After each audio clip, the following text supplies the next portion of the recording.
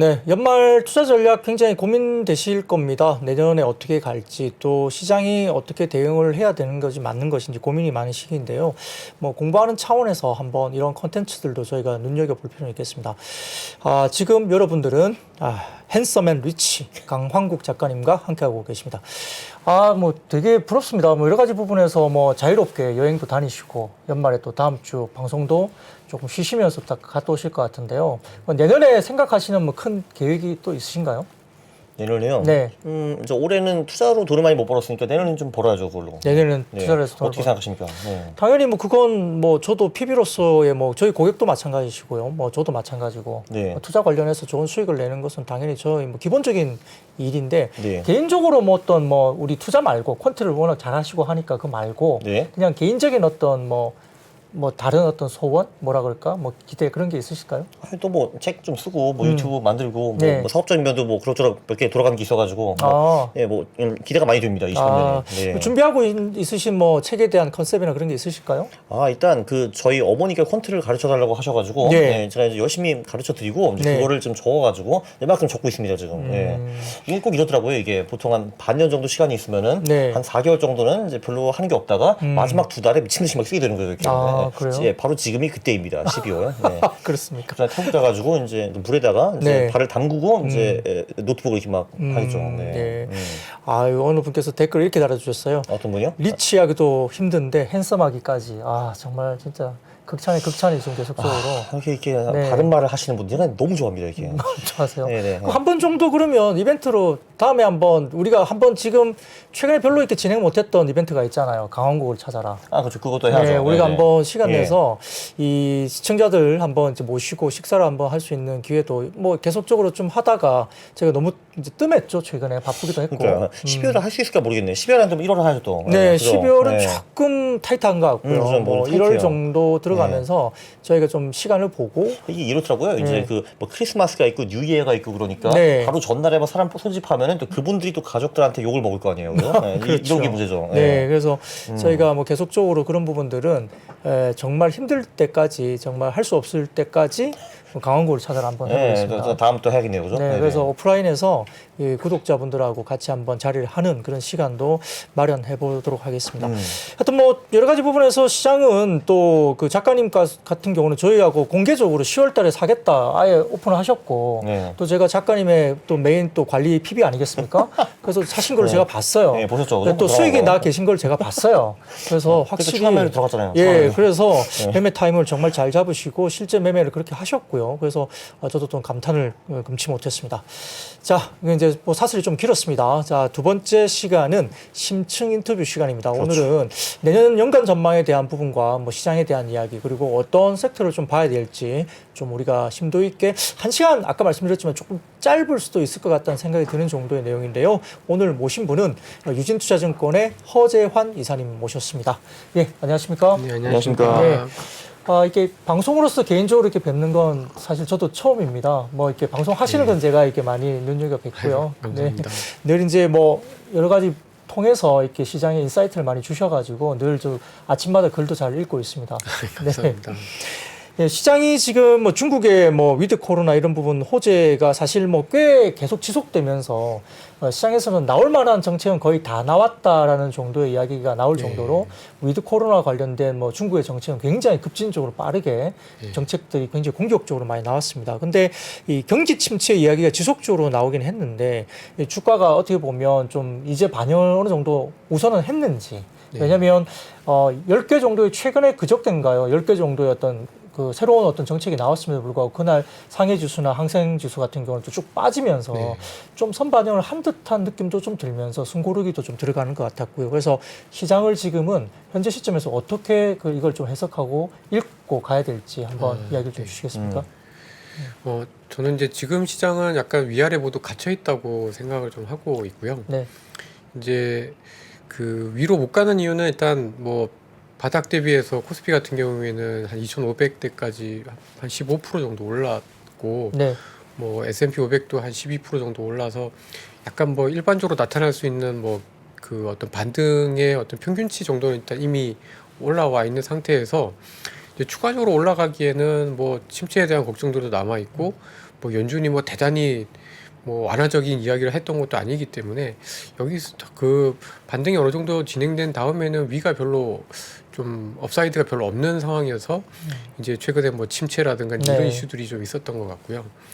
근데 이제 좀 저도 약간 의아했던 부분은 중국의 제로 코로나 완화라는 게 사실 이제 대부분 내년 1분기를 기점으로 해서 좀 천천히 이렇게 할 것 같았는데 의외로 되게 좀 빨리 좀 진행이 맞습니다. 네. 시기가 좀 앞당겨져서 저도 나름대로는 좀 기대를 좀 했었는데 오히려 이제 홍콩 같은 쪽이 좀 예민하게 반영할 수가 있는데 그쪽은 반영을 한 것 같고요.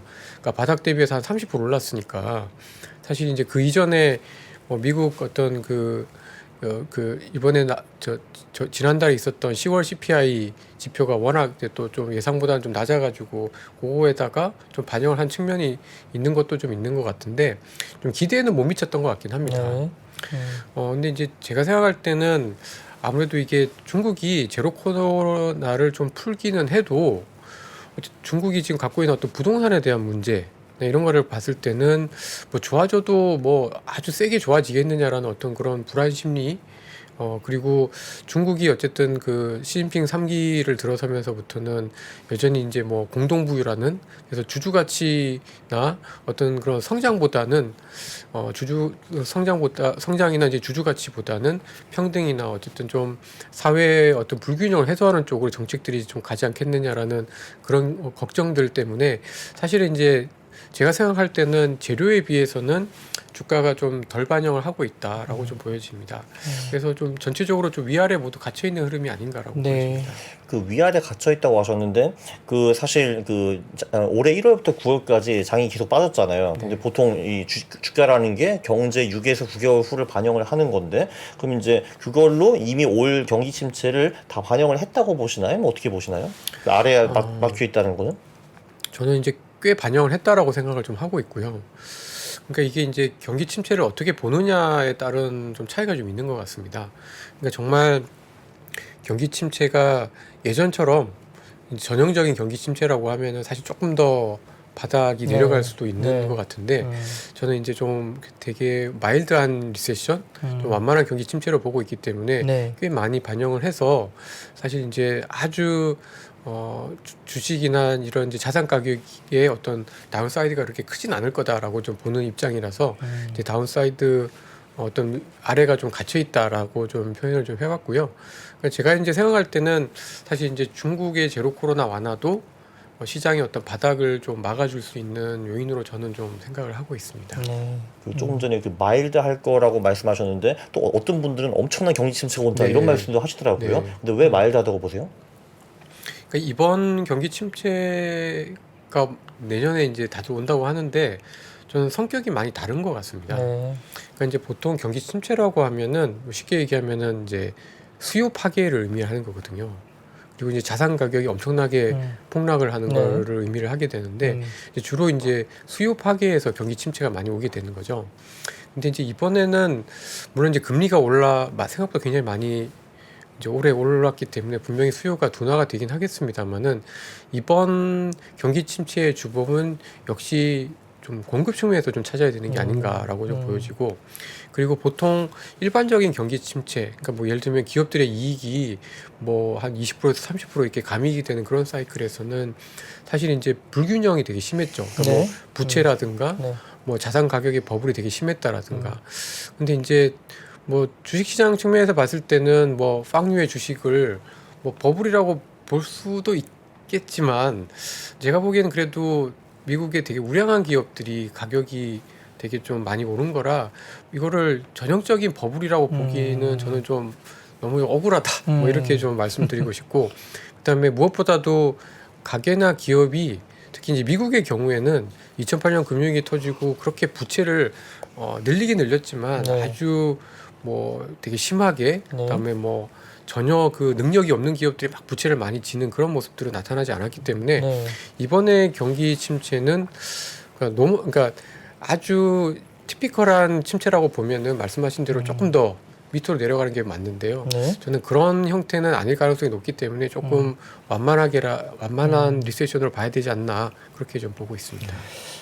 다음 주 시장은 좀 새로운 큰 변곡점이 있는 것 같습니다. 뭐 지표 발표가 네. 좀 집중되어 있는데 역시 11월 CPI, 그 다음에 12월에 FOMC 관련된 뭐 결과치보다는 사실 점도표의 뭐 어느 정도의 수준일까.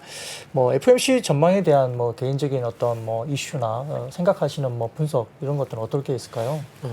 FMC는 그냥 뭐 노멀하게 음, 50bp 인상하고 네, 네. 그 다음에 좀 길게 네, 롱거라는 표현을 쓰지 않을까 싶고 네, 일부 의원들이 점도표를 살짝 위로 좀 더 찍지 않을까 하는 네. 걱정들이 좀 드는데 근데 이제 그 전에 발표되는 미국의 그 11월 CPI는 저 생각으로는 예상보다 조금 더 떨어지지 않을까. 예상보다 더 떨어지는 쪽으로. 왜요? 네. 왜냐면 11월 동안에 그 가솔린 가격도 생각보다 많이 많이 빠졌고 빠졌죠. 네네. 네, 맞습니다. 중고차 가격도 워낙 많이 빠졌잖아요. 네, 네, 그러니까 이제 임금을 비롯한 이제 서비스 물가가 문제이긴 한데 네. 뭐 그래도 YOY로는 조금씩 이제 기고 효과가 네. 반영이 되다 보니까 저는 조금 그래도 11월 CPI는 이전에 그 9월 달하고 7월 달의 CPI가 워낙 시장에서 워낙 높게 네, 네. 나와가지고 그때부터 네. 주가가 엄청 안 네, 좋았었잖아요. 네. 그러니까 그때보다는 그런 어떤 그 네거티브한 서프라이즈가 발생할 가능성은 좀 낮지 않겠나 그건 좀 그렇게 좀 보고 있습니다. 그럼 컨센은 어떻게 되네 지금? 11월 다음 주 CPI는? 컨센서스가 참 7점, 그러니까 YOY로 치면은 7.3, 뭐 네. 7.4 이 정도 되는데 저는 그거보다 조금 낮게 나오지 않을까. 좀 그렇게 주택 쪽도 좀 안정적인가요? 어떤가요? 주택 쪽? 주택 쪽이요. 네. 주택 쪽이 이게 아시겠지만 월세라든가 이런 거가 이제 계약을 하게 되면 그게 쭉 이어지고 예. 이제 주택가 시장이 안 좋아지는 걸 반영하는 건 사실 그 뒤의 일이잖아요. 맞습니다. 네. 그래서 지금 실시간으로 발표되는 뭐 예를 들면 진로우라는 기관에서 발표하는 그 렌트 인덱스 같은 경우에는 그 YOY로 거의 17%까지 갔다가 지금 9%대까지 뚝 떨어졌습니다. 뚝 떨어졌죠. 네, 그래서 임대료도 시간을 좀 가지면 생각보다 좀 많이 떨어질 것 같다. 네. 저는 그렇게 좀 보고 있습니다. 그러면 아까 말씀 중에 이제 잠깐 이제 언급해 주신 내용 중에 CPI가 이번에 예상보다 좀 더 많이 좀 떨어지는 분위기임에도 불구하고 어떤 위원이 점도표를 생각보다 조금 높은 네. 쪽으로 점을 찍는다. 이건 어떤 의미일까요? 정말 그렇게 생각을 해서 그런 건지 아니면 시장에 대한 경계감? 이게 CPI는 떨어지고 있는데 야 이거 우리 피벗하는 거 아니야. 계속적으로 네. 긴장을 해야 돼. 그리고 상당히 오랫동안 좀 금리를 갖고 갈 거야. 이것에 대한 경계감을 주기 위해서 좀 약간 점도표를 좀 높게 찍는 뭐 그런 의도적인 어떤 그런 것일지 어떻게 봐야 될까요? 그러니까 저는 두 가지인 것 같은데요. 네. 말씀하신 그런 것도 분명히 있는 게 네, 이게 그 올해 상반기만 해도 주가가 이제 막 빠지고 나면은 계속해서 시장에서 이제 네, 피벗에 대한 네. 기대를 되게 많이 가지면서 맞습니다. 네, 사실 실제 미국 경기가 안 좋아지는 거에 비해서는 이제 좀 금융 여건이라고 하잖아요. 네. 뭐 신용 스프레드라든가 이런 것들이 뭐 그런 기대만 있으면 되게 빨리 떨어지다 보니까 네. 약간 좀그 연준 입장에서도 지금 아직까지 이제 충분히 연준이 안심할 만큼의 어떤 물가 통제가 됐다라고 보긴 이르기 때문에 그걸 충분히 좀 어떤 그 시그널을 좀 시장에 좀 약간 경계를 해야 되는 시그널을 좀 줄 필요가 있다라는 것도 하나의 이유일 것 같고 네, 그다음에 또 하나는 약간 그 시차라는 게 있잖아요. 그러니까 네. 지난 그 FOMC 의사록에서도 제가 좀 제일 꽂혔던 단어가 레그. 그러니까 통화 정책과 이게 통화 정책이 금융 시장이나 아니 실물 경제에 반영되는데 들어가는 이제 시차가 있는데 맞아요. 네. 네. 그 시차를 사실 아무도 알 수가 없는 거거든요. 네네네. 이게 빨리 반영될 때는 6개월 만에 반영이 될 때도 있고 되게 늦게 될 때는 1년 넘어서 네. 될 때도 있는데 지금 이제 미국의 경제 상황만 보면은 사실 뭐 최근에 주초에 뭐 미국의 ISM 서비스업 네. 지수 막 나오니까 또 뭐 되게 좀 많이 걱정을 네, 하는 맞아요. 오히려 네. 경기가 좋아지는 좋은 지표들을 더 막 경계하는 것처럼 약간 좀 아직까지도 이 미국이 얼마만큼의 어떤 이 물가 압력들을 충분히 감내할 수 있는지에 대한 이 좀 불확실성이 좀 있는 것 같습니다. 네. 근데 이제 그런 상황에서 너무 빨리 이제 인하라든가 아니면 이제 벌써 이제 인상 사이클이 다 왔다라는 시그널을 주기에는 좀 부족한 것 같고 네. 사실 엄밀하게 얘기하면 제가 생각할 때는 지금 그 오늘 아침에도 제가 이거 데이터를 보니까 미국의 소비 신용 있잖아요. 네. 카드 미국 네. 사람들 카드 네. 쓰고 이런 네. 것들이 잘 안 꺾이고 있습니다. 음. 그리고 예를 들면 또 그 미국의 은행들의 대출 증가율도 이게 상업은행들의 대출이라고 하면은 그 커머셜 앤 인더스트리얼 론 같은 경우에는 기업들의 자본 조달이라고 볼 수가 있는데, 그러니까 기업들에 대한 은행 대출이라고 볼 수 있는데 이게 YOY로 15%나 되거든요. 그러니까 지금 미국에서는 사실 돈이 여전히 좀 많은 것 같아요. 그래서 그런 것들을 좀 연준에서 어떻게 평가를 하느냐. 그러니까 지금 금융시장이 원하는 걸 당장 줄 거냐, 아니면 실물 경제를 조금 더 안정을 시킬 거냐라는 거에서 보면은 조금 더 실물 경제 안정 쪽으로 조금 더 점을 찍지 않겠나. 그렇게 저는 좀 보고 있습니다. 그럼 지금 스탠다드 차터드가 뭐 내년에 2%까지 오늘 저녁 이런 말도 한 것 같은데 예. 그거는 좀 너무 긍정적이라고 좀 보시나요? 어떻게 해요? 그러니까 제가 생각할 때는 그러니까 그 2% 포인트를 내리는 거는 일반적인 리세션 때 했던 연준의 행동입니다. 그렇죠. 네. 네. 항상 연준은 금리 침체나면 평균적으로 2% 포인트에서 3% 포인트 정도 금리를 평균적으로 낮췄거든요. 네. 그러니까 지금 뭐 다른 은행에서 심혈을 기울여 한 연구에 대해서 제가 뭐라고 할 건 아닌데, 그러니까 아마도 최근에 어떤 금리 상승이나 금리 인상에 따른 부작용 때문에 미국 경제가 생각보다 빨리 나빠지면 그 정도 인하를 해야 할 수 있다. 그리고 아무래도 이게 이번에 경기 침체는 어떻게 보면 연준이 만들어낸 네. 연준발 경기 침체의 가능성이 맞아요. 높은 거잖아요. 네, 그렇죠. 그러니까 그거에 대한 책임을 음. 연준이 뒤집어 쓰기는 좀 억울할 거고, 그 경기 침체 조짐이 되게 빨리 나오면 또 빨리 인하를 할 거다라는 논리인 것 같습니다. 네. 저는 뭐 그 부분에 대해서는 충분히 동의를 하는데, 네. 저는 이제 그렇게 빨리 침체가 올까라는 음. 그러니까 오히려 저가 생각할 때는 지금 금융시장의 가장 최대 리스크는 리세션이 안 오는 게 리스크일 것 같습니다. 네. 뭐 오늘 뉴스 보면은 내년에 리세션이 더 깊게 세게 올 만큼 주가는 더 많이 오를 거야, 이런 뉴스도 해외 쪽에서 나온 것 같긴 하더라고요. 그러니까 약간 그거 무슨 역설적으로. 혼란의 말인가요? 네. 그게 이제 왜냐하면 그 다음 해에 더 좋아진다는 게 더 높으니까 시장은 더 많이 오를 거야, 뭐 그런 식으로 분석한 자료도 있더라고요.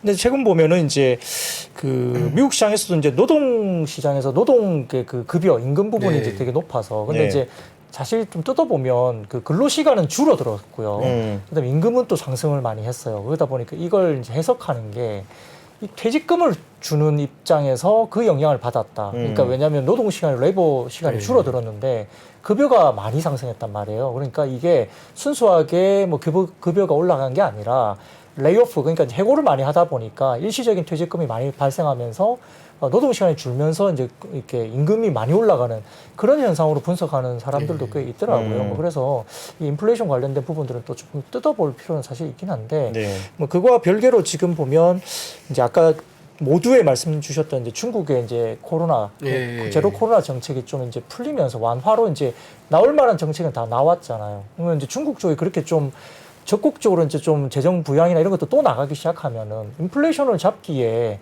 또다시 뭔가 지표들이 또 올라오기 시작하면서 내년 초에 또다시 이제 좀 빠지고 있는 이 지표들이 좀 올라가지 않을까라고 사실 좀 우려스러울 수도 있을 것 같습니다. 거기에 대한 판단은 좀 어떨까요? 저는 이제 그 우려는 충분히 있는 것 네. 같아요. 왜냐하면 워낙 중국 수요가 주는 막강한 영향력이 컸기 네, 때문에 네, 네. 뭐 그런 우려가 그 터무니없지는 않은데, 근데 이제 제가 생각할 때는 그 이제 예를 들어서 그 제로 코로나를 완화를 해서 중국 사람들이 막 이동을 하면서 이제 원유나 이런 쪽에서 서비스 쪽이나 여행이나 이런 쪽에서 수요가 올라가는 수는 있을 것 같은데, 네. 또 다른 한쪽에서는 이 그동안에 이제 물가 상승의 압력을 어느 정도 주었던 공급 측면에서는 오히려 정상화가 되게 되면 또 물건을 많이 만들기 때문에 또 약간 풀리니까 좀 떨어지는 것도 네, 있거든요. 네, 네. 그래서 제가 생각할 때는 영향은 사실 중립적이거나 아니면 조금 있는 정도라고 생각을 좀 하고 있고요. 네. 그러니까 내년, 그리고 기본적으로 아직까지도 중국의 스탠스는 부동산을 안 건드리는 거잖아요. 네. 물론 이제 어저께 나온 중국의 그 공산당 정치국 회의에서는 의외로 예외적으로 부동산에 대한 언급이 사라졌습니다. 네. 그전에는 계속 집은 살기 위한 것이 사는 게 아니야라고 해서 엄청 센 맞아요. 공격적인 정책들이 나왔다가 이번에는 사라졌어요. 그래서 네.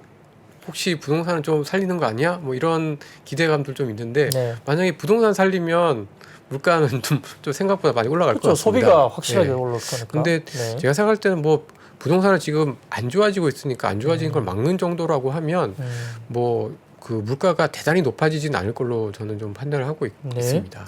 왜 2000년대 중반에는 중국이 그 에너지라든지 원자재를 빨아들여가지고 그때 전 세계적으로 원유도 그렇고 원자재가 엄청 올랐잖아요. 그럼 이렇게 리오프닝하고 이제 그런 게 발생할 가능성은 조금 있다고 보세요? 어떻게 보세요?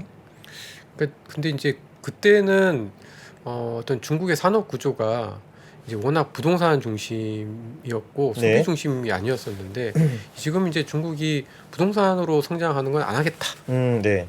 이제 소비나 딴 쪽으로 한다는 건데 그러니까 서비스나 소비 쪽으로 만약에 성장을 하려고 하면 사실 이제 물가가 오르긴 하겠지만 떨어지진 않겠죠. 당연히 수요를 늘리니까. 근데 올라가는 속도는 생각보다 더딜 가능성이 높다고 봅니다. 네. 뭐 최근에 뭐 시장도 별로 분위기가 좋지 않은데요.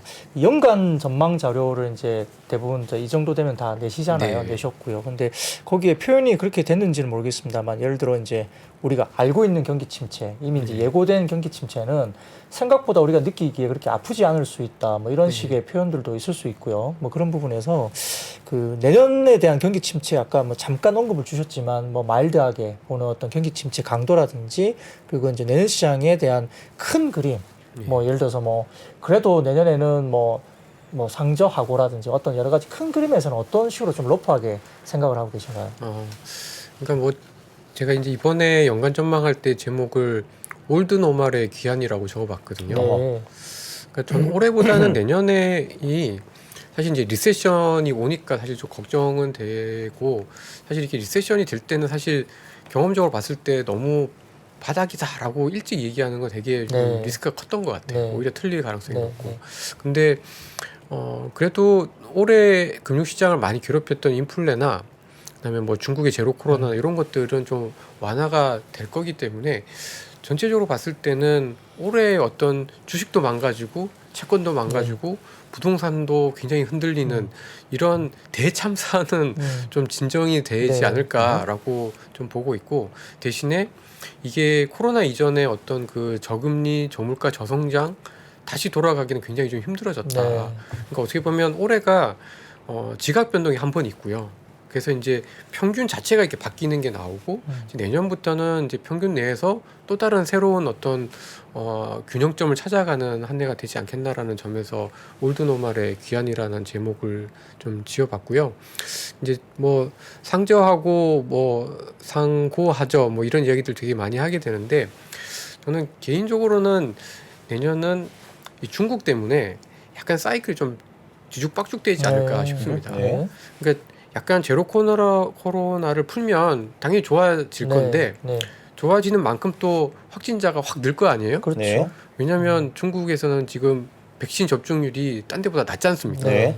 그러니까 확 늘면 또 자연적으로 경기가 또 수그러들고 그러다가 또 안 좋아지면 또 좀 풀고 그래서 약간 지그재그 형태가 좀 되지 않을까 싶고 네. 그래서 오히려 뭐 좀 그냥 경기 침체를 전제로 하면 사실 상저하고가 훨씬 마음이 편한데 네. 저는 내년 초에 생각보다는 안 나쁘고 그러다 또 빠졌다가 또 하반기 때 올라오는 이런 약간 박스권 내에서 왔다 갔다 하는 그런 형태가 좀 되지 않을까 그렇게 좀 판단을 좀 하고 있고요. 뭐 기본적으로는 그래도 그 어떤 올해 같은 경우에는 이익이 나빠지는 거에 비해서 멀티플이 엄청나게 올해는 이제 자산 가격에 대한 어떤 그 다운사이드나 리스크가 좀 컸다라고 하면 내년은 그 정도는 아닌 대신에 우량하고 투자할 만한 종목과 그렇지 않은 종목이 올해보다 훨씬 더 갈려가는 네. 형태가 될 걸로 좀 보고 있습니다. 그 한 2009년부터 지금까지 미국 시장이 아무래도 세계 시장을 네. 주도해 왔다고 볼 수가 있는데 그 드디어 어떻게 다시 이머징 쪽이 컴백을 할 것 같으세요? 아니면 어떻게 보세요? 이제 소위 그 미국 슈퍼 네. 사이클이 좀 끝나가나요? 어때요? 저는 내년을 기점으로 해서 그런 조짐들이 좀 나오지 않을까라고 좀 판단을 좀 하고 있습니다. 그러니까 물론 뭐 아주 짧게만 보면 그동안에 이제 제가 그려보니까 미국 기업들의 이익이 그러니까 미국 S&P 500 기업들의 EPS가 상대적으로 좋을 때 미국 주가가 확실히 좋더라고요. 네. 그리고 반대로 중국처럼 중국이 이제 2017년부터 이렇게 꺾였거든요. 네. 그래서 확실히 이익이 상대적으로 좋을 때 미국 시장이 좋고 나머지 시장 굉장히 좀 안 좋은 게 너무나 뚜렷했는데요. 근데 올해 중반부터 해서 약간 달라진 게 유럽하고 일본이 생각보다 기업들의 이익이 많이 안 꺾였습니다. 네네. 그러니까 경기는 그렇게 나쁘다 하는데도 생각보다 나쁘지가 않았고, 그다음에 저희 한국 같은 경우에는 이익이 안 좋지만 안 좋은 거에 비해서 주가가 너무 많이 빠져 있어서 내년에는 요거를 조금 메꿔가는 형태의 어떤 올해의 어떤 상대적인 부진을 좀 만회하는 형태가 좀 되지 않을까라고 좀 보고 있고요. 그다음에 이제 조금 미국 중심의 어떤 그 주식시장의 흐름에서 네. 미국이 아닌 또는 이제 이머징 중심으로 조금 갈 수 있을 거다라고 생각하는 이유가 한 두세 가지가 있는데 네.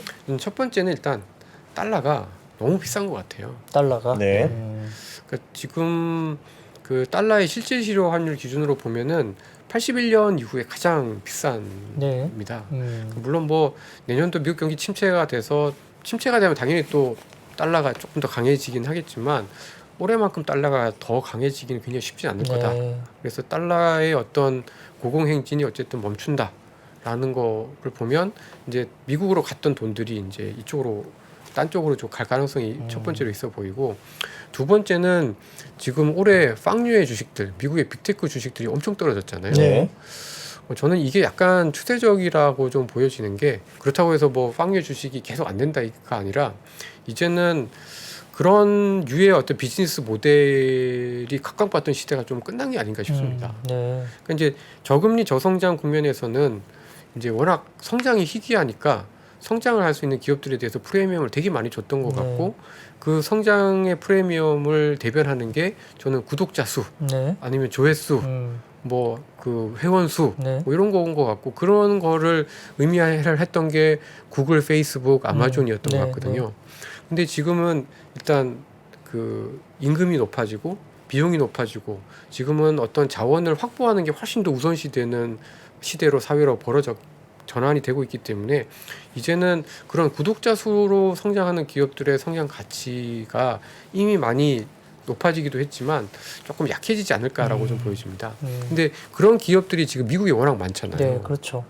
그리고 오히려 약간 자원이라든가 이런 쪽으로 조금 더 성장할 수 있는 기업들이 오히려 미국이 아닌 다른 쪽, 그리고 이머징에 좀 있기 때문에 저는 오히려 이제 좀 미국이 아닌 다른 쪽에서 조금 더 성장의 동력들이 좀 커지지 않을까, 네. 그렇게 좀 판단을 좀 하고 있어서 약간 미국에서 미국이 아닌 쪽으로의 어떤 패권 전환이라고 하긴 좀 그렇지만 상대적인 가격 측면이나 어떤 비즈니스 모델 측면에서 조금씩 바뀌어 나가는 흐름이 내년부터 시작이 되지 않을까라고 보고 있습니다. 왜 그 90년대 말에 그 네. 말씀하신 뭐 클릭수라든지 뭐 구독자 수 이런 걸로 그 인터넷 주식들이 이제 버블을 만들었고 이제 네. 그게 깨지면서 2000년대 왜 그 이머징으로 패권이 네. 좀 많이 넘어갔고 브릭스라는 단어가 생기고 그랬는데 그럼 20년대에도 2000년대와 비슷하게 비슷한 흐름이 올 수 있다고 보시는 건가요, 그럼? 그러니까 예, 저는 그렇게는 보고 있고요. 근데 이제 지금 약간 갸우뚱한 거는 그때는 이제 중국이라는 네네. 막강한 그 대항마가 네. 미국을 꽤 많이 이제 그 대체를 했었죠. 네. 근데 이제 지금은 과연 중국이 그렇게 해줄까 하는 건 사실 좀 자신이 없잖아요. 네. 그러면 중국이 아닌 다른 지역에서 또는 다른 나라들 중에서 그러한 역할을 할 수 있는 게 뭔가를 생각을 좀 해보고 있는데 그게 어디예요? 딱히 와닿지는 않는 것 같아요. 딱히 네, 와닿지는 네, 않는데 근데 좀 대상이 될 수 있는 기업들은 뭐 올해만 놓고 보면 동남아 지역, 뭐 베트남이나 인도, 인도네시아가 좀 될 수는 있을 것 같고 이미 그 미국 같은 경우에 그동안 미국의 무역 적자의 상당 부분, 그러니까 절반 이상이 사실 중국으로 갔었거든요. 네. 근데 작년 올해부터는 베트남, 인도가 인도로 다 엄청 넘어가죠. 네. 그 미국에 수출을 많이 맞아요. 합니다. 네. 그리고 저희도 예전에는 무조건 무역 수지는 미국에서 제일 많이 저희가 돈을 벌었었잖아요. 근데 네. 요즘 베트남, 뭐 동남아에서 훨씬 돈을 더 많이 버니까 이게 산업의 구조가 조금씩 바뀌고 있는 것 같아요, 국가별로. 네. 그래서 뭐 지금 뭐 동남아가 더 좋다 이거는 아닌 네. 것 같은데 네. 분명히 조금은 그 미국과 중국 중심에서 다른 지역도 조금씩 더 많이 성장을 하고 있기 때문에 네. 뭐 그런 측면에서 분명히 미국이 아닌 다른 지역들에서 기회가 좀 있지 않을까라고 보고 있습니다. 이제 미국 시장의 이제 S&P 500 기준으로 봤을 때 EPS가 뭐 추정치로 보면 월가에서 뭐 상방은 한 230, 아래쪽은 180, 굉장히 이게 이 레인지가 크게 이야기들 되는 걸 제가 봤는데 예.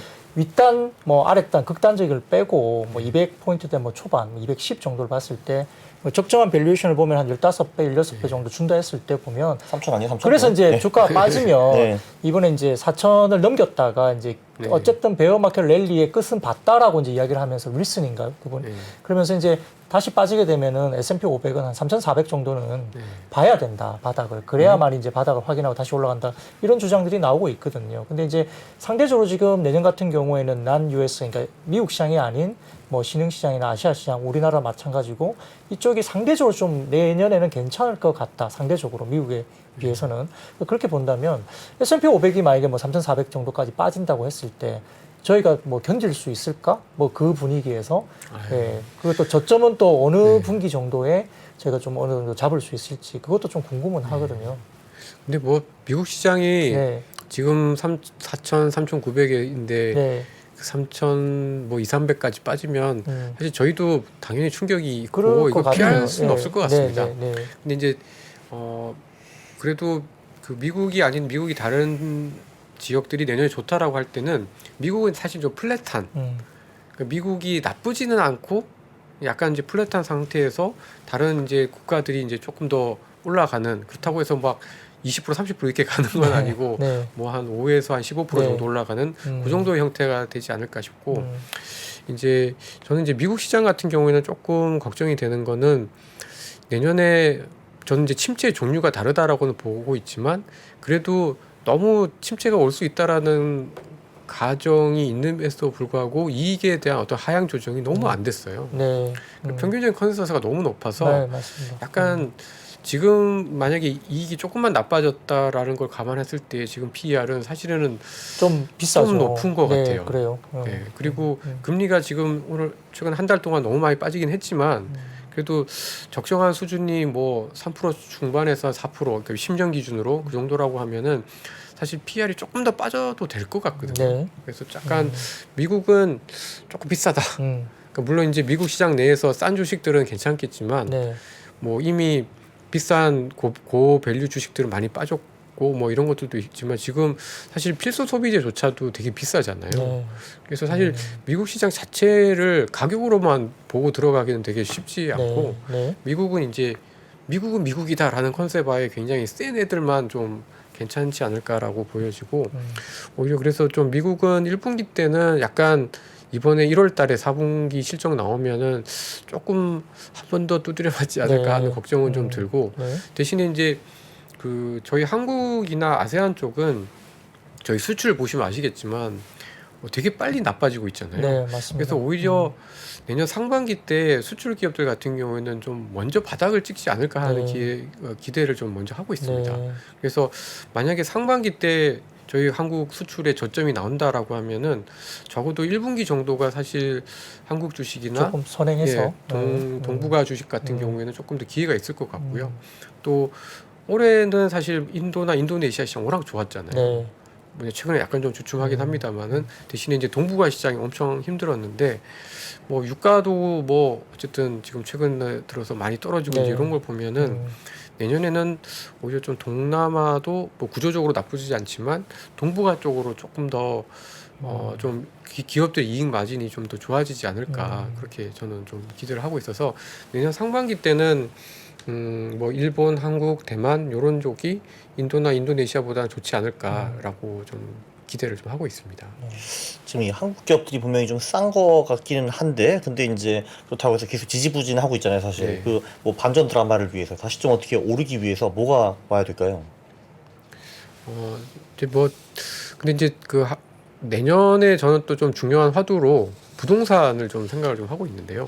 한국 부동산이요? 네. 네. 그러니까 이제 제가 이제 연간 전망에서도 요즘 세미나에서 많이 말씀을 드리지만 부동산이 나쁘면 전반적으로 다 나쁘더라고요. 네. 그 한국이요? 네, 네.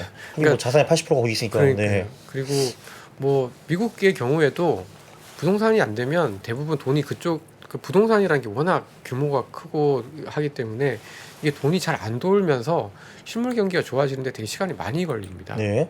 그러니까 이거를 저희 한국으로 이렇게 대체시켜 보면 부동산이 안 좋으면 어쨌든 내수라는 큰 덩어리가 쉽게 회복이 되지 못할 거기 때문에 사실 이제 빨리 회복되기가 어려울 것 같습니다. 그래서 내년에 시장이 조금 빨리 회복이 되려면 1번은 이제 부동산이 걱정했던 것보다는 좀 덜 망가져야 된다. 네. 근데 지금 부동산에 대해서 너무 많이 걱정들을 하고 계시는데 부동산은 가격이 안 빠지고 걱정만 해도 사실 돈이 딴 데 못 갈 것 같거든요. 특히 이제 주식으로는. 네. 그래서 부동산 안정이 좀 필요할 것 같고 그 다음에 이제 두 번째는 빨리 이제 미국이나 중국의 경기 저점에 대한 어떤 확신 이런 것들이 좀 있어야 될 것 같고 그다음에 이제 세 번째는 아무래도 유가나 이런 에너지 쪽에서 이제 좀 뭐 그러니까 지금처럼 이렇게 좀 유가가 한 70불대 정도 있어주면 사실 되게 땡큐한 것 같아요. 물론 조금 더 떨어져 주면 더 좋지만 이 정도면 사실 한국은 교육 조건은 반도체 가격만 더 안 나빠지면은 조금씩 좋아지거든요. 네. 그래서 저는 약간 국내 주식 시장은 유가만 보면 뭐 약간 바닥은 좀 그 지난 9월 말 10월 달에 있었던 저점을 좀 보지 않았나. 유가가 더 급등하거나 뭐 불안 요인이 없다라고 하면 그렇게 좀 판단을 좀 하고 있습니다. 네. 사실 뭐 국내 뭐 이렇게 그 애널리스트들 이렇게 뭐 이렇게 전략 담당하시는 애널리스트 분들 보면 조금 이제 스펙트럼을 보면은 내년에 코스피 상단이 조금 많이 있는 곳이 한 2,600에서 2,650이 좀 많이 있는 것 같고 해외 쪽의 글로벌 IB들은 그래도 국내 시장에 대해서 2,800 정도까지 이야기를 하는 리포팅이 최근에 좀 나오고는 있습니다. 뭐 이제 작가님은 2,600이라고 말하면 그건 무조건 틀린다. 뭐 그렇게 말씀들을 많이 하시잖아요. 그쵸. 지금 네. 제가 알기로는 그 증권사 상단이 2,650이죠, 그죠? 뭐 완전 상단은 아닌데 그쪽이 좀 많이 스펙트럼은 좀 그 있습니다. 위로 가죠. 좀 위로. 네네, 예. 아무튼 뭐 해외 쪽의 IB들은 2,800 정도까지는 최근에 언급들이 좀 나오고 있는 모습인데요. 이사님은 어느 정도 뭐 추정을 개인적으로는 하시나요? 네. 네.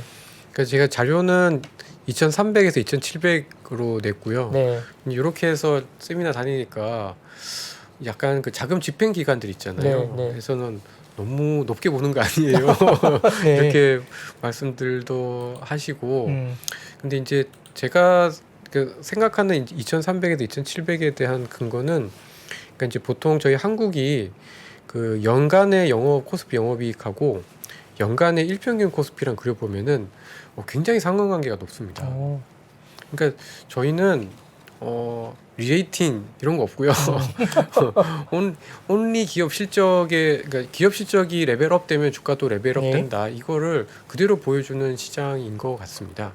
근데 이제 결국 이제 내년에 기업 이익을 얼마냐 보느냐가 네. 이제 관건인데 저는 올해 한 10% 빠지고 내년에 한 10에서 15% 그래서 토탈 기업의 이익이 그 올해 한 상반기를 고점으로 해서 내년까지 한 30% 정도 감익이 된다라는 네. 가정하에서 이제 그 일평균 코스피와 연간 코스피 영업이익 간의 어떤 회귀 분석으로 네. 그러니까 일평균 그 주가를 구하고 거기서 이제 플러스 마이너스 한 250포인트 정도로 해서 나온 게 사실은 이제 2,400에서 한 2,800이에요. 아, 근데 이제 실적을 네. 경기가 나빠진다는데 과연 그 정도 따라올까? 네, 이제 그런 걱정들 때문에 그냥 소심한 마음에 100포인트씩 까서 2,300에서 네. 2,700으로 네. 좀 했는데 네.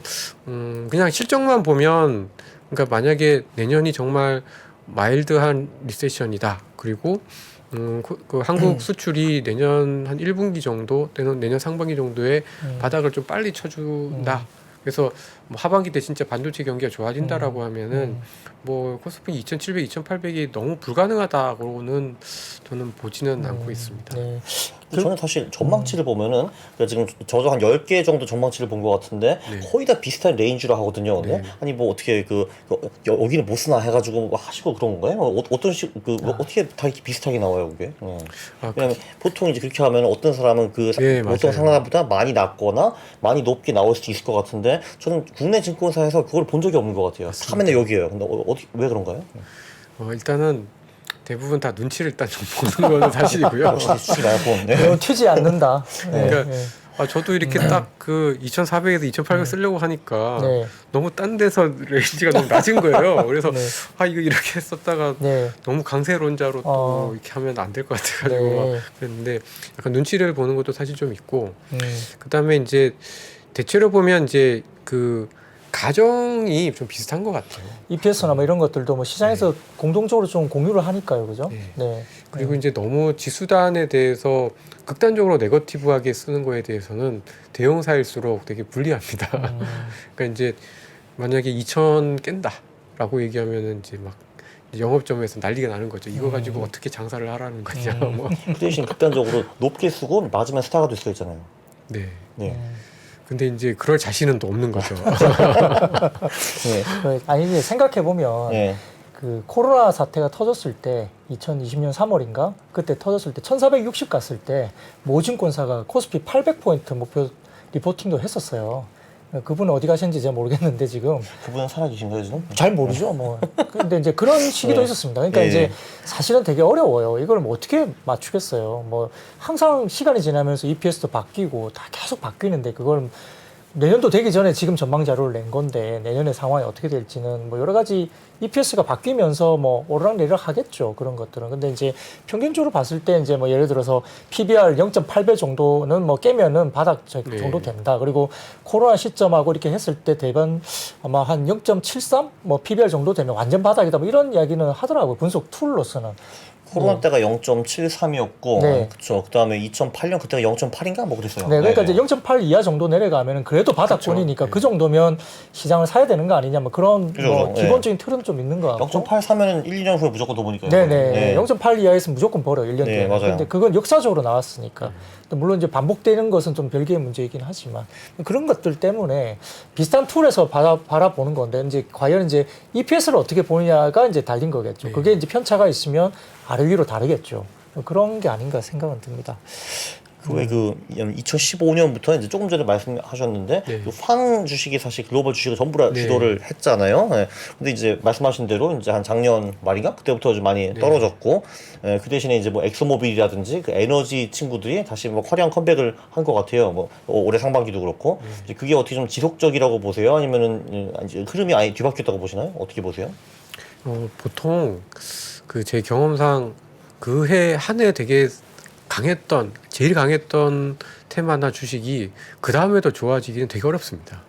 보통 한 해가 되면 또 좀 바뀌잖아요. 그리고 네. 보통 요즘 저는 이제 LG 엔솔이나 뭐 이런 그 2차 전지 저희 국내 업체들 주가도 보면 올해 워낙 상대적으로 좋고 강하다 보니까 연말에 어쨌든 두들겨 맞잖아요. 근데 이제 미국도 그렇고 다 비슷비슷합니다. 근데 이제 제가 주목하고 있는 거는 올해처럼 이렇게 시장이 어려울 때 굉장히 견고하고 잘 안 빠지는 주식들에서 그 다음에 한 5년에서 10년의 주도주가 나왔던 경우들이 되게 네. 많았었거든요. 그래서 이제 이런 에너지 산업이 왜 좋은가? 근데 사실 최근에 보면은 유가하고 에너지 관련한 기업들의 주가하고 이렇게 그래 보면 좀 잘 안 맞거든요. 예, 디커플링 되고 있어요. 그러니까 유가가 확실히. 되게 많이 빠지는 거에 비해서 에너지는 얘네들은 괜찮아요. 주가는 또 안 네. 빠지고 있어서 맞습니다. 네. 약간은 좀 조정을 받을 것 같긴 합니다. 내년 초나 지금 올해 말에. 근데 전체적으로 지금 이 엑슨모빌과 같은 이런 이제 에너지 기업들이 워낙 그동안 그 투자가 적어가지고 공급을 어쨌든 제때제때 못하다 보니까 가격에 대한 결정력이 좀 있는 것 같아요. 네. 그러니까 그동안에 이제 구글이나 애플과 같은 기업들의 이 좋았던 거는 그들이 가격을 결정을 하잖아요. 네. 근데 에너지 같은 경우들도 이제는 에너지 기업들이 자기네들이 결정하는 건 아니지만 자기네들이 막 늘린다고 해서 갑자기 공급이 확 늘어나는 게 아니니까 가격 결정력이 오히려 좀 그런 에너지 기업들한테 간다라는 거가 되게 좀 중요한 포인트인 것 같고 이제 또 두 번째는 이제 예를 들면 이제 그래서 이제 가격 결정력이 높아지니까 영업 이익률이 오히려 최근에 좀 나빠지고 있는 빵류의 기업들보다 높은 에너지 기업들도 많이 네. 생겨나고 있고 그다음에 세 번째는 워낙 이제 배당을 또 많이 하는 것 같아요. 뭐 이익이 워낙 많이 나니까 또 배당도 많이 하고 있고 그래서 약간 어떻게 보면 지금처럼 뭔가 인건비도 올라가고 인플레도 있고 막 비용이 높아지는 상황에서 이들 기업들은 그런 영향을 덜 받는 것 같다라는 느낌이 좀 많이 들고, 그리고 이제는 뭐 탈세계화니 뭐 지역주의니 이런 이슈들이 있을 때마다 기본적으로 이제 뭐 사람은 의식주인데 그 나라 같은 경우에는 이제 에너지, 그다음에 뭐 국방, 그다음에 뭐 이런 그 코로나 때문에 생긴 어떤 의료 시스템 이런 것들이 굉장히 중요해지잖아요. 그러니까 그런 류의 산업들, 특히 이제 B2G라고 하잖아요. 그러니까 정부에서 어쨌든 꼭 필요하기 때문에 막 투자를 해야 되는 이런 산업들이 앞으로는 굉장히 좀 좋아지지 않을까. 그런 게 교집합이 되는 산업이 에너지인 것 같고, 이제 친환경도 이제 대상이 되는데 친환경은 조금 비싸고 네, 네. 예, 예, 그래서 이제 좀 에너지가 괜찮지 않을까라고 생각합니다. 사실 어떻게 보면 워렌 버핏도 최근에 많이 들어갔잖아요. 에너지 주식도 들어가고 일본 상사들까지 포함하면은 그쪽에 많이 장기적으로 베팅을 하는 것 같더라고요, 확실히. 예. 이분이 사실 가장 잘하잖아요. 그렇죠. 예. 뭐 에너지 섹터를 조금 뭐 강조하셔서 지금 말씀을 주시긴 했지만, 예를 들어 뭐 스타일 면에서도 예를 들어 뭐 낙폭과대 섹터 쪽을 좀 봐야 되지 않느냐, 뭐 이런 여러 가지 스타일 면에서도 좀 어떻게 저희가 판단을 해야 될지, 그리고 예를 들어 이제 뭐 어떤 레인지를 두고 이제 뭐 이 정도 선에서 움직일 것 같다고 이제 기존 가정이 있는데, 근데 그걸 좀 벗어날 만한 어떤 뭐 트리거, 반전 드라마를 줄 수 있는 변수가 혹시 있을까? 뭐 거기에 대한 고민은 좀 어떻게 해야 될까요? 저는 이제 연말 연초는 네, 좀 올해 1월에서 11월에 있었던 흐름하고는 반대로 가야 된다라고 생각합니다. 네, 네, 그러니까 이제 연말에는 사실 아주 뚜렷하게 주식을 그러니까 살려는 사람이 일단 기본적으로 없는 네, 것 같고, 네, 그렇죠. 그래서 기존의 주도주가 좀 약해지는 경향들이 좀 있고요.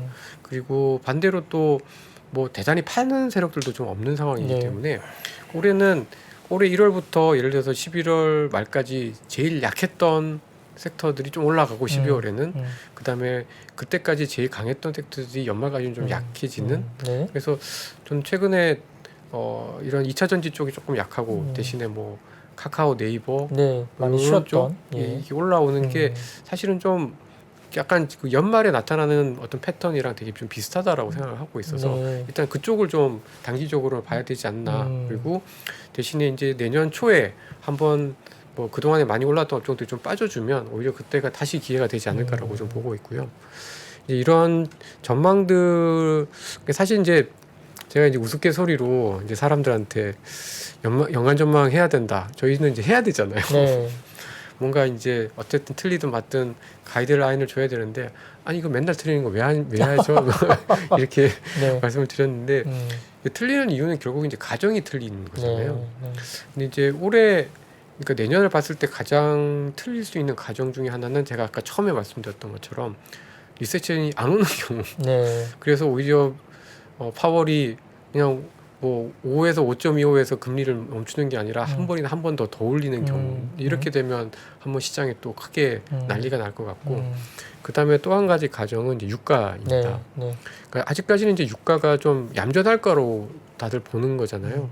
근데 요즘 이 중동 상황을 보면 만만치 않거든요. 네. 이란도 그렇고 이스라엘도 이게 이렇게 다른 그 시아파에서 막 난리치면 막 이렇게 비행기 한번 날릴 것 같고 이런 분위기가 형성이 되어 있기 때문에 유가는 조금 불안하지 않을까. 그리고 실제로 지금 침체라는 것 때문에 유가가 떨어지는 거에 비하면은 실제 원유 수급은 제가 봤을 땐 그 정도까지 그러니까 공급이 많지는 않은 것 같아서 약간 생각보다 유가가 올라갔을 때는 조금 또 이러한 그러니까 뭐 인플레가 좀 안정이 되고 뭐 이런 류의 어떤 전망들이 좀 많이 틀릴 수가 있기 때문에 네. 저는 이제 유가가 내년 상반기 때는 제일 중요한 변수일 거다. 그리고 걱정하는 것만큼 리세션이 안 올 경우 이런 것들이 이제 좀 내년 상반기를 봤을 때 좀 가장 중요한 변수가 아닌가라고 생각합니다. 그러면 요즘엔 중국 리오프닝주 그리고 뭐 컨텐츠 이쪽이 가장 핫한 것 같은데 그건 어떻게 내년 상반기에 계속 좀 가실 것 같으세요? 아니면 어떻게 보시나요? 저는 좋을 것 같은데요. 근데 소비 쪽은 잘 모르겠어요. 왜냐하면 이렇게 푼다고 해서 그 기대하는 것만큼 이렇게 늘 저는 이제 뭐 예를 들면 따이공이 한국에 올 것 같진 않거든요. 네. 왜냐하면 아까도 처음에 말씀드린 것처럼 이 풀면 또 확진자가 확 늘어나면 네. 중국처럼 이 의료 시스템이 약한 나라들 같은 경우에는 어쩔 수 없이 또 짧게라도 닫아야죠. 이렇게 해야 네. 되기 네, 때문에 음. 그 변동성을 이겨낼 만큼 이익이 늘어날까에 음. 대해서는 좀 자신이 없고요. 대신에 이제 뭐 컨텐츠나 이런 쪽은 조금 뭐 기대해 볼 만하지 않나라고 좀 생각을 하고 있습니다. 네. 그리고 제가 생각할 때는 오히려 전반적으로 중국 경기가 올해보다도 조금 더 좋아지게 되면은 오히려 그냥 일반 범용 제품들, 석유화학 같은 것들이 그냥 네. 좋아질 수가 있습니다. 그럼 화학 순수 네, NCC 쪽 네, 말씀이신가요? 네, 그냥 범용이니까. 음. 뭐 올해 중국 성장률이 한 3% 초반인데 네. 내년에 뭐 5%가 안 된다 치더라도 한 4%면 어쨌든 올라가는 거잖아요. 네. 그러면 기본적인 범용 제품들은 수요가 올라가니까 제가 생각할 때는 지금 빨리 올라가는 중국 소비는 눈에 보이니까 이렇게 관심이 네. 가지만 그쪽은 사실 이익의 변동성이 너무 클 것 같고 네. 차라리 정유화학이나 석유화학 쪽은 그냥 평범하게 가지고 있어도 내년 상반기에는 오히려 올해부터는 좋을 것 같은 그렇게 좀 생각하고 있습니다. 하긴 뭐 최근에 보면 대한유화나 롯데케미칼이 바닥권에서 거의 한 30% 정도 오. 주가가 꽤 올라왔습니다. 실적이 3분기 흑자를 못 내고 적자가 대규모로 났는데도 내년 턴어라운드 이 이슈로 이제 좀 땡기는 것 같거든요. 네. 그러니까 말씀 주신 그런 뭐 배경도 좀 있지 않는가 생각은 드네요. 이제 전체적으로 지금 이제 주식을 하는 분들이 이제 내년에 대한 포트폴리오나 투자 전략에 대한 고민이 좀 많을 것 같습니다. 그래서 좀 그냥 개괄적으로 뭐 이제 우리가 투자를 한다고 이제 스타트 이렇게 했을 때 지금 현재로서 이제 내년을 바라보고 자산 배분 전략은 뭐 어떻게 그냥 좀 개괄적으로 어떻게 세우면 좋겠다. 좀 조언 주실 만한 어떤 그런 내용이 있을까요? 네. 사실 이제 그 저물가 시대, 그다음에 저금리 시대하고 지금의 시대는 완전히 다른 것 같습니다. 네. 그 저금리 시대에는 어쨌든 일들을 조금이라도 더 일들을 찾아가기 위해서 돈들이 막 왔다 갔다 하면서 기회들이 좀 더 많았다라고 하면은 이제 이렇게 금리가 뭐 정기 예금 금리 5% 네. 딱 이게 보는 순간 아무것도 못 하겠거든요. 저조차도 네. 먼저 그걸 해야 되니까. 그러니까 그런 상황에서 사실 이제 좀 대안이 많지는 않은, 그러니까 아주 뚜렷하게 강세장 뭐 이렇게 얘기하기는 좀 쉽지는 않은데, 근데 길게 보면 저는 그렇거든요. 그러니까 올해는 분명히 이게 지각이 한번 바뀌는, 세상이 네. 한번 크게 바뀌는 국면이고, 내년은 또 물가가 이렇게 좀 떨어지다가 또 안정을 찾으면서 이제 뭐 예를 들면 물가 한 3~4%가 이제 노말이 되는 시대가 네. 좀 될 것 같습니다. 네.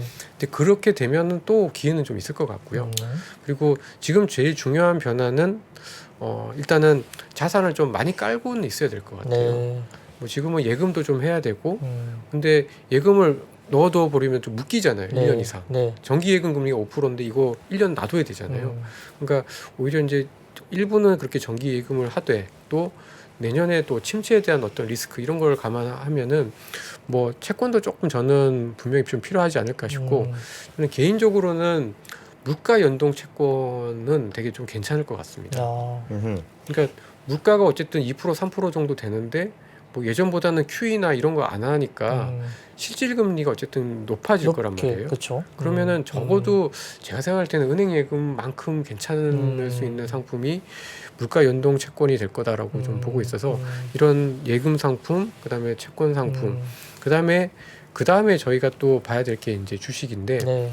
저는 장기적으로 봤을 때 주식이 채권보다 좋을 것 같습니다. 네. 왜냐하면 당연히 인플레가 있는 국면에서는 채권보다는 주식이 나은 거잖아요.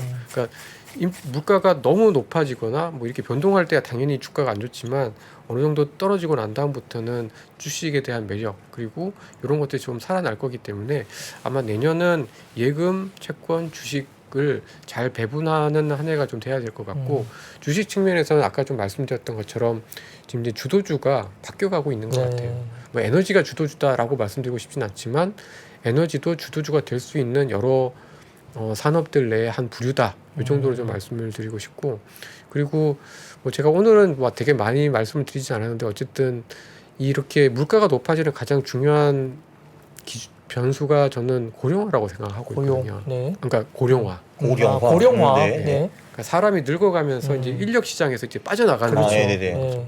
그러면은 사실 이제 뭐 로보틱스라든가 그다음에 뭐 자동화라든가 이런 게 좀 필요하고, 예. 그래서 그런 산업들이 앞으로 계속 좀 향후에 어떤 그 빵을 대신할 수 있는 주도주가 될 수 있어서 그런 류의 산업들은 저는 계속해서 관심이 좀 필요하다라고 생각을 하고 있습니다. 네. 보면은 또 이제 보내주신 보고서에 보면은 이제 주식보다 채권 우위라는 단어가 있는데 네. 그럼 이제 장기적으로는 주식이 좋지만 예를 들면 이제 23년에는 채권이 더 나을 수 있다 이런 말씀이신가요? 네. 어떤가요? 네. 그러니까 이제 내년에 어쨌든 침체가 올 수 있는 위험을 좀 막아야 되잖아요. 이제 그러기에는 주식은 아직 기업이익이 얼마나 빠질지 저는 완만한 리세션을 전망을 하고 있지만 혹시라도 그렇지 않을 그렇죠. 가능성이 있는 거를 해지를 하기 위해서는 어쨌든 채권이라는 상품이 좀 필요하고요. 그리고 그 부동산 네. 부동산이 흔들릴 때는 일단은 채권이 먼저 좋아집니다. 네. 그러니까 부동산이 흔들릴 때는 금리가 먼저 빠지고 그 다음에 이제 주식이 그 다음에 이제 바톤을 받아서 좋아지기 때문에 이제 저는 이제 그런 좀 그 채권 우위라고 하는 거는 이제 좀 해지 차원과 그다음에 부동산 시장이 흔들릴 수 있는 위험들을 저희가 좀 그래도 막아야 되지 않겠냐라는 네. 측면에서 좀 말씀드렸습니다. 그리고 채권 중에서도 그러면은 그 명목 채권보다는 물가 연동체가 좀 더 좋아 보인다라는 말씀이시네요. 네. 국고채 장기물 이런 거는 어떨까요? 저도 이제 사실 올해 4분기 때는 그걸 많이 외치고 다녔는데 네.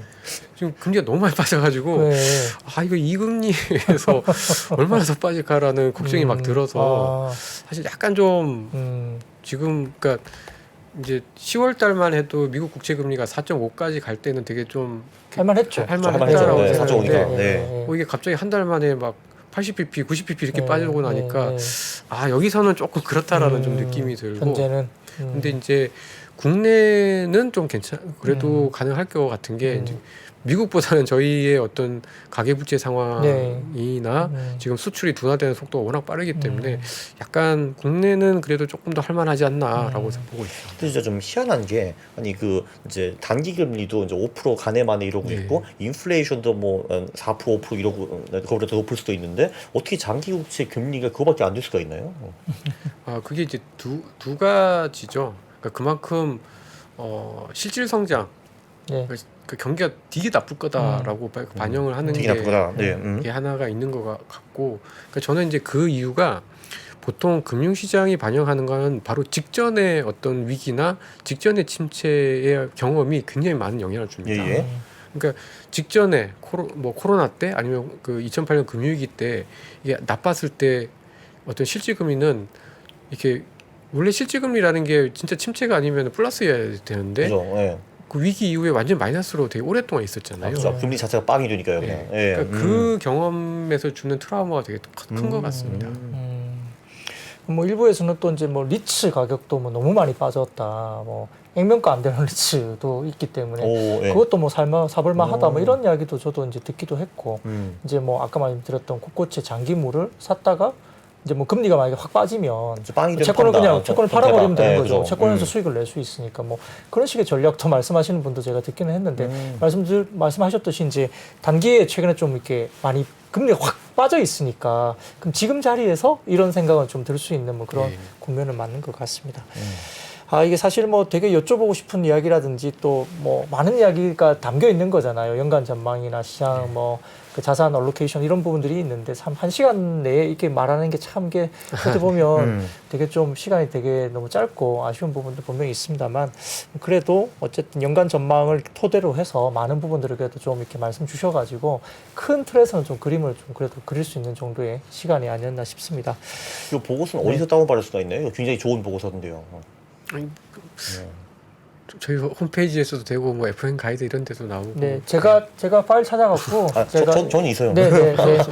뭐 그렇죠. FN 가이드나 이런 데는 또 유료니까 개인들이 네. 또 유진투자증권 그 홈페이지 네. 통해서 또 받을 수 있으니까 또 공유하시면서 자료를 좀 참조하시면 될 것 같습니다. 네, 오늘 뭐 일단 내년에 대한 자산 배분 관련해서 좀 새롭게 뭐 힌트를 좀 얻을 수 있는 말씀도 많이 주셔가지고 도움이 많이 된 것 같습니다. 네, 오늘 너무 감사한 시간이었고요. 심층 인터뷰 시간을 오늘 맡아주신 분은 그 유진투자증권의 허재환 이사님이었습니다. 네, 오늘 감사합니다. 네, 고맙습니다. 감사합니다. 사다 보니 종목만 수십 개. 도대체 어떻게 관리해? 방법은 간단해. 그중 좋은 종목만 골라 투자하는 거지. 에이, 그걸 누가 몰라? 알아도 못하니까 전문가가 필요한 거야. 글로벌 혁신 기업만 쏙쏙 골라 알아서 투자해주는 랩 어카운트. 전문가가 알아서 해주는 랩 어카운트? 미래에셋증권. 랩 계약별 수수료 발생되며 자세한 사항 홈페이지 참조. 투자 전 상품 설명서 등을 읽어보시고 원금 손실 발생 시 투자자에게 귀속됩니다.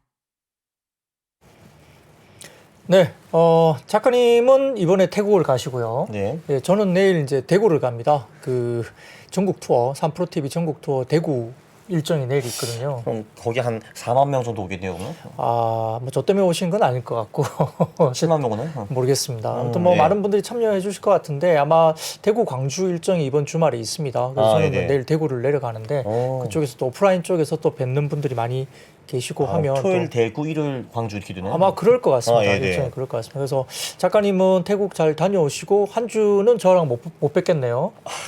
네, 눈물이 나시죠? 눈물이 나네. 네. 네. SNS 네. 하시죠, 뭐 영상 통화해도 되고. 그쵸, 그쵸. 네, 네, 또 그러니까 중간에 네. 또 연락하시면 될 것 같고요. 그렇습니다. 선물 꼭 사오시고요. 네. 예. 뭘 원하시나요? 그 따로 알겠습니다. 말씀드리겠습니다. 네, 아무튼 오늘 뭐 심도 있게 이야기를 좀 빨리 이렇게 해왔습니다. 뭐 오늘은 되게 시간이 가는 줄 모르게 이게 잘 듣고요. 재밌는 이야기들 많았는데요. 아무튼 뭐 12월 마지막 이 한 달을 이렇게 마무리하면서 연말을 잘 마무리하시고 새해를 또 맞을 수 있는 계획을 이번 주말에 또 세우시면 좋겠습니다. 자, 오늘은 저희 여기까지 하고요. 작가님 아쉽지만 2주 뒤에 뵈야 되겠네요. 2주 작가님은. 뒤에. 네, 그죠. 네, 네. 저는 또 다음 주에는 다른 새로운 파트너와 한번 합을 맞춰보도록 하겠습니다. 네. 자, 오늘 여기까지 하고요. 자, 우리는 또 다시 만나겠습니다. 다시 만나요. 제발. 2023년 투자 계획을 고민하고 계십니까? 2022년을 돌아보고 내 종목을 점검해 볼 시간. 그래서 준비했습니다. 반도체, 2차 전지, 자동차, 인터넷, 바이오, 그리고 국내와 글로벌 투자 전략까지 각 분야 베스트 애널리스트만 모셨습니다. 2023 베스트 투자 전략.